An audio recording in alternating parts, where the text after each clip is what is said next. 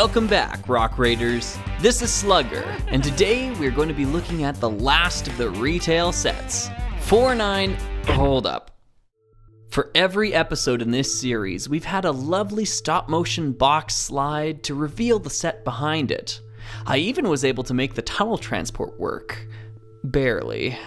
I'm sorry to say, it just isn't going to happen this time, and here's why. This isn't gonna work. The Rock Raiders HQ is a pretty massive set, and as you can see, I don't have the most space in the world to work with, so I apologize if the stop motion takes a bit of a hit in this episode. We'll just have to get creative, I suppose. Anyways, back to the video. 4990 Rock Raiders HQ. Let's head over and check it out. Nearly the entire main cast makes an appearance in this set. Only Axel is missing here. It's also great to see Sparks again, as this is his first appearance since our initial episode. Just like set 4930, the Rock Raiders HQ would have also benefited from the inclusion of Chief. Not to belabor the point, but it's hard to imagine what the aftermarket scene would be like today had this happened. Sadly, we also see the final appearance of the rock monster mold in this set. It's a shame that LEGO wasn't able to find another use for this piece. An ice monster to terrorize the explorers in the Arctic theme seems like a no-brainer to me, especially given the source material that inspired it.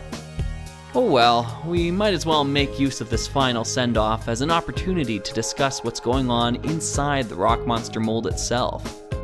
You'll need a small Phillips screwdriver and a lot of elbow grease to get one of these open, but what you'll find inside may be surprising. LEGO used non-standard color mixtures at the time for this internal piece, likely using runoff or excess plastic as material. Each rock monster will have a unique filling, so collecting them all would be an undertaking to say the least. The articulation in the arm is far less complex than I imagined. It's remarkable just how simple the ratcheting joint is. Similar to its matchup with the Loader Dozer, the rock monster really isn't a threat to Rock Raiders HQ. Just look at what the team have at their disposal here. I think the monsters had better stick to ambushing lone miners in the caves rather than assaulting their headquarters. The Rock Raiders HQ is built atop this large raised base plate, and you could say I'm a fan of this piece. By using these large 8x8 dark gray bricks, it accommodates a modular design, allowing you to shift around each of the 4 structures any way you'd like. Besides providing structural support for the base plate itself, these deep pits allow the miners to do some digging or even store resources away from the rock monster's reach. The Rock Raiders HQ also includes this rare 12x24 dark gray brick, which is large enough to span the gap between the 4 raised pillars. I absolutely love these bricks. Throw in the plethora of 8x16 versions from the 2001 Harry Potter sets, and you've got the basis for incredible modular designs. If you've been watching this series for any length of time, you've actually seen this design technique used in every episode. All of the rock walls I've built use some variation of these bricks as the foundation, creating unique set dressings on the fly. Let's take a look at each of the 4 building modules now. We'll start with the lowly teleport pad. One thing to keep in mind is that the sets for LEGO Rock Raiders were designed partially in junction with Data Design Interactive, the folks responsible for the PC game. The toys were being developed at the same time as the game, so many of the vehicles and buildings had prototypes that even made it into the final release. Case in point, the teleport pad's original design can be seen in both the game manual as well as the in-game button for the building. The teleport pad is responsible for allowing the miners to transfer vehicles and personnel down to the planet. It has enough space to comfortably fit the included flying craft, though many other Rock Raider small flyers will fit here too. The next building is our power station, or at least a small part of it. For anyone that has played the PC game, this power station will look incomplete, though it's fairly obvious to see why the full build wasn't included. This module features a rotating center platform and laser used for slicing open boulders or harnessing energy crystal power. These dark turquoise sliding pieces are fairly rare, only ever appearing in a couple other random sets. In 2021, we received a piece that I consider to be an upgrade to this set. This 2x2 tile with center stud in dark turquoise allows single crystals or boulders to attach to the power station, creating a more consistent play experience. Now we move on to the larger modules. Starting with the mining laser, this building reuses the laser mold we saw in the Chrome Crusher for the final time. The mining laser stands atop 4 of these monorail stanchions, an aesthetic choice that is both efficient and awesome. I had to do a bit of sleuthing on this one, but for some reason, the mold for this piece was subtly changed from its original version to allow plates to be placed on top of it. Unfortunately, this piece was retired before a set could ever utilize this new function. This change happened late enough into development that both the instructions and the box art depict the former mold. Above the supports of the mining laser, we get some tool storage in the form of these yellow clips. The classic Rock Raiders exclusive dark turquoise slopes raise us up to a turntable and the laser assembly above. It seems folks working on the instructions and those working on the box art had a disagreement on where to place the laser. I'll let you be the judge on which looks better. Somewhat surprisingly, the laser is held in place by the weight of the batteries within it. Otherwise, it simply flops around. Some black Technic friction pins would have been nice to help solidify this joint more. Also, I love the inclusion of these little ladders, as it implies the designers realized how impossible it would be for a Rock Raider to scale their way up to the top of this thing. The final building module is that of the upgrade station. The purpose of this structure is perhaps less clear than the other 3. If we only take the set itself into consideration, it is likely meant to just be a crane capable of lifting boulders from place to place. However, the PC game insists that its true purpose is to upgrade the Rock Raiders' vehicles.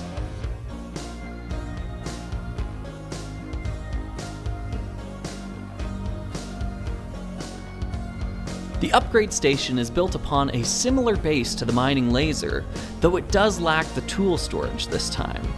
Atop the turntable, this crane section is built upon this strange arrowhead plate, which is making its final appearance in this set. The crane itself uses an exclusive dark gray arm and can be raised, lowered, or extended to your preference. Together, these 4 modules have some great synergy and really give Rock Raiders HQ its character. The final structure is more firmly rooted to the base plate that it stands on. This conveyor serves as the center point of the set, with its sliding rail system and bucket drop mechanic. Much like the loader dozer, this build surprised me due to its fun factor and incredible consistency with its play feature. All in all, Rock Raiders HQ is a big win for the series. Just like the last episode, Rock Raiders HQ includes 2 small vehicles, a small hover pod and a transport truck. Part of me wishes they would have just included a hover scout in this set instead, but I do appreciate the variety in the Rock Raiders small flyers. The hoverpod differs from the hover scout in that its driver is meant to be seated, not standing. Other than that, however, the vehicles are very similar in their shape and design. The small transport truck makes a much more compelling case for itself, proving to be the standout Rock Raiders vehicle when it comes to hauling cargo about. From its color scheme to its clever use of integral Rock Raider parts, the small transport truck nails the form and function it strives to achieve.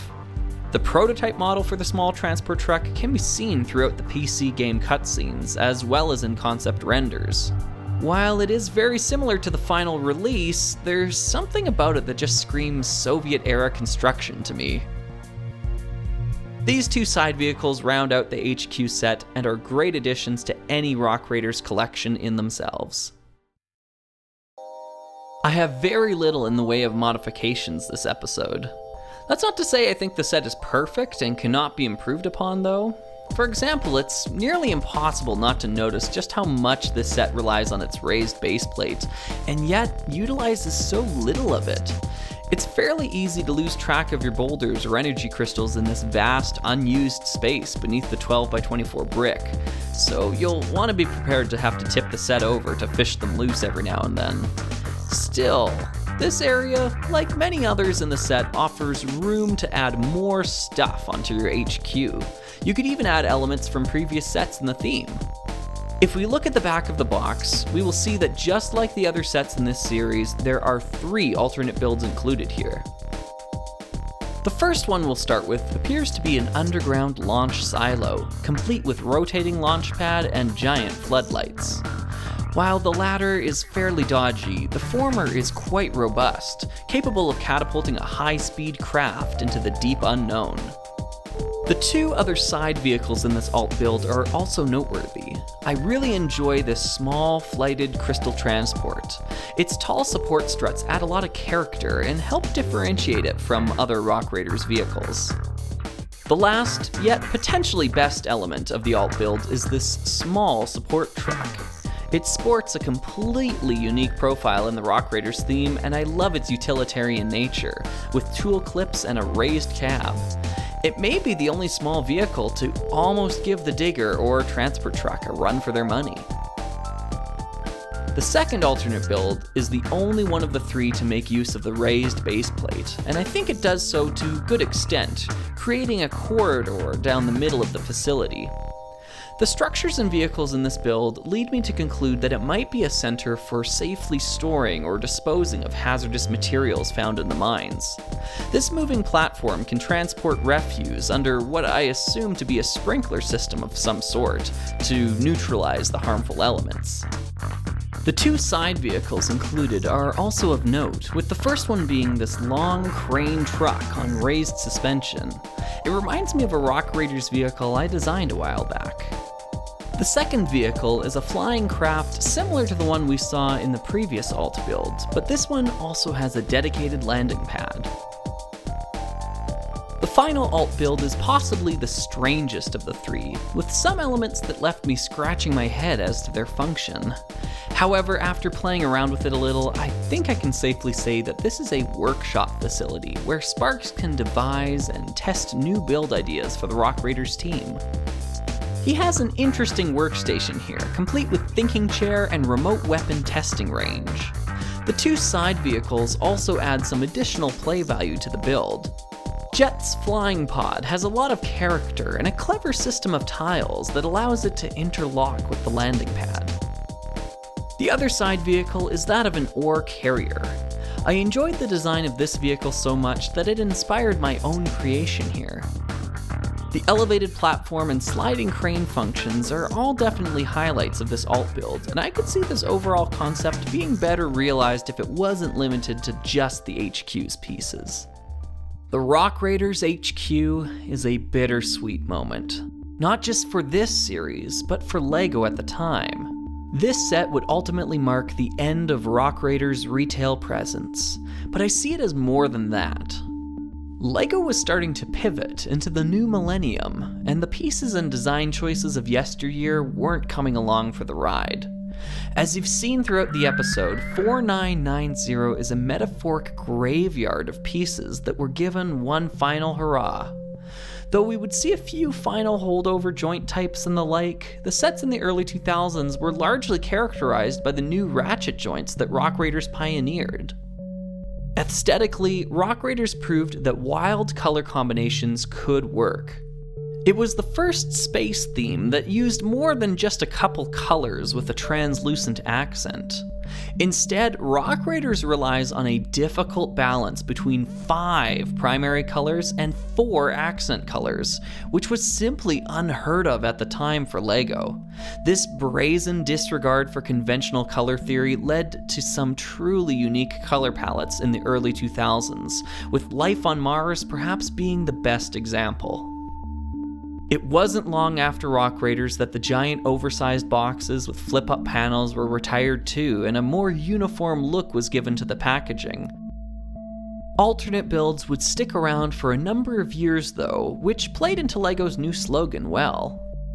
Rock Raiders would later go on to spawn a spiritual successor in Power Miners, but while this theme would up the ante in the play functions department, I feel it lost the aesthetics and atmosphere that made Rock Raiders so unique in the first place. I will say, it was a bold choice to ignore all of the color palette lessons learned with Rock Raiders, instead opting to slap lime green and orange on everything. I just don't think it was the right choice overall. Today, there are still occasional references to the theme, but it's unlikely there will ever be something more than the rare nod. So what does this mean for us? Can we hope for a reboot or a sequel? Well, while Dark Turquoise has returned to LEGO's production cycle bigger than ever, we've sadly lost 4 other crucial colors from Rock Raiders' palette. A modern-day reboot would have to use similar stand-ins that, in this slug's opinion, don't measure up to the originals. Moreover, as I have discussed earlier, part of the subtle magic of the theme is its placement in LEGO's history, right on the cusp of transitioning into the new pieces and building strategies of the 21st century. This is something that just can't be easily replicated today, meaning that Rock Raiders might be a series better remembered fondly rather than drudged up for a sequel. On a similar note, now that we've reached the end of the retail sets, does this mean the end of this video series as well? The short answer is no, as there are many other Rock Raiders builds out there, including the exclusive or promotional sets, as well as the buildings and vehicles from the PC game. In addition to Rock Raiders content, working on this series has also inspired me to take a closer look at some other LEGO themes as well. There should be no shortage of content going forward. With that being said, I've been your host RR Slugger, and I hope to see you again for some more high adventure deep underground.